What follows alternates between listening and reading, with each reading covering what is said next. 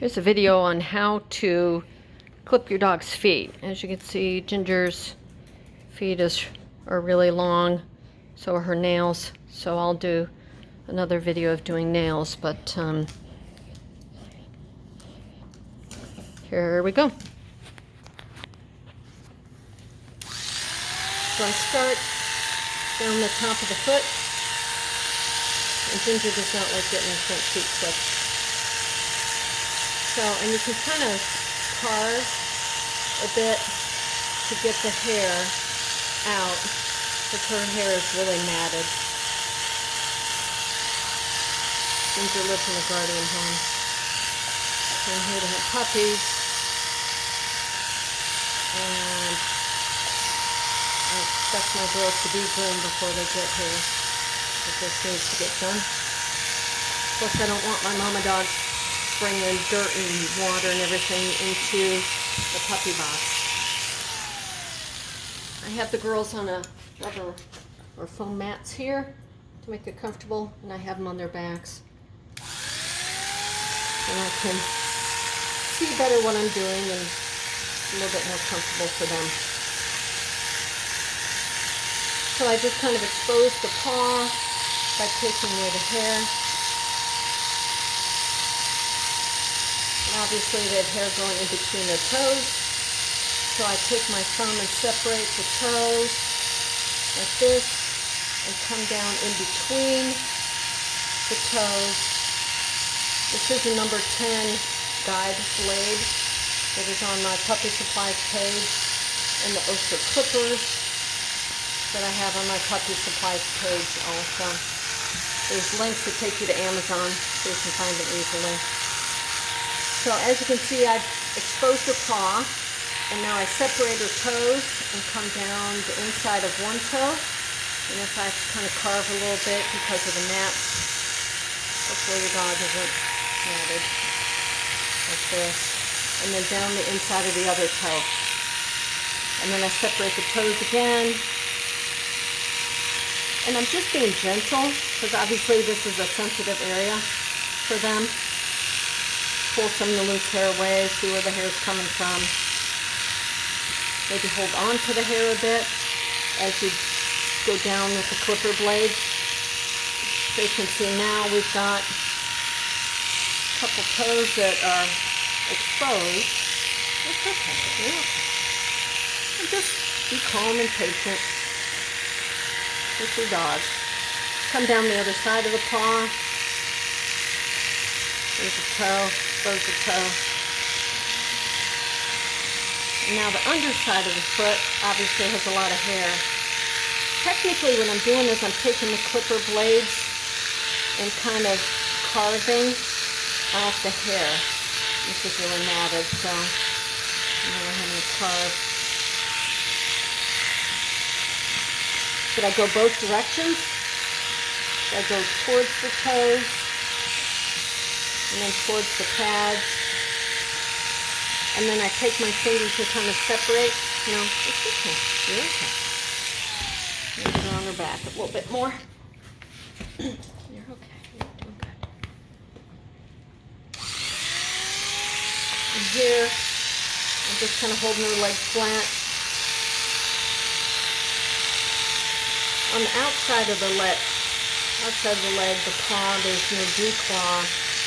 We leave the dew claws on our puppies because of the 5 tendons attached to it. And some of my breeding females have dew claws, Ginger does. So I'll kind of expose it, because you don't want to hook it with the clipper blade. So I'll expose it and go down along the outside of the dew claw. Carve away some of the more of the hair again.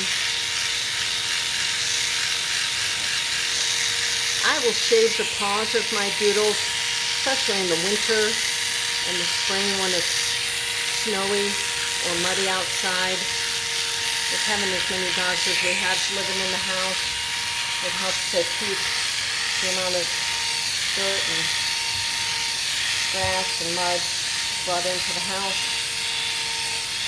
So here I've got the dew claw kind of exposed.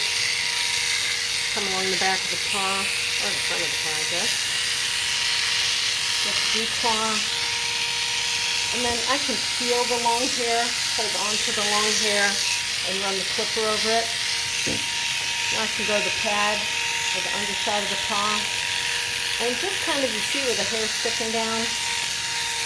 And as you can see, I'm kind of carving both directions here to get the hair. Sometimes they'll get really matted in here. And then look again, spread the toes. Sometimes I'll brace the dog's paw on my forearm to help hold it steady.